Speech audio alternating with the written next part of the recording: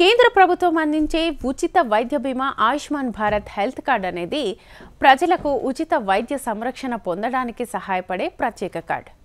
ఆకస్మిక వైద్య ఖర్చులను తగ్గించడంలో, ప్రజల ప్రాణాలను రక్షించడంలో ఇది చాలా ముఖ్యమైన పాత్ర పోషిస్తుంది. ఈ కార్డ్ 5 లక్షల రూపాయల వరకు వైద్య ఖర్చులను కవర్ చేస్తుంది. దీనికోసం ఎలా దరఖాస్తు చేసుకోవాలో ఈ వీడియోలో తెలుసుకుందాం.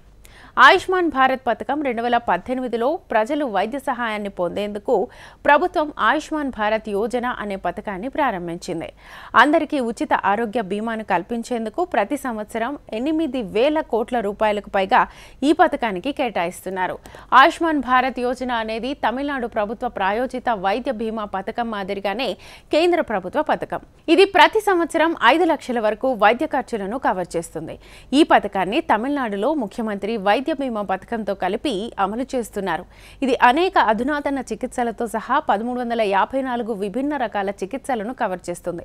భారతదేశం అంతటా 17,000 ఆసుపత్రుల్లో చికిత్స అందుబాటులో ఉంది. ఇందులో 100కు పైగా ప్రభుత్వ ఆసుపత్రులు, 600కు పైగా ప్రైవేట్ ఆసుపత్రులు ఉన్నాయి.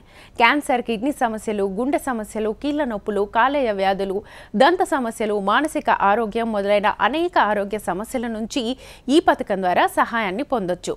ఆయుష్మాన్ భారత్ యోజన పథకం కోసం అవసరమైన పత్రాలు Aadhaar card, voter ID, pan card, చిరునామా సర్టిఫికేట్. ఎలా దరఖాస్తు చేయాలి? ఆయుష్మాన్ భారత్ యోజన ఆరోగ్య బీమా కార్డు పొందడం చాలా సులభం.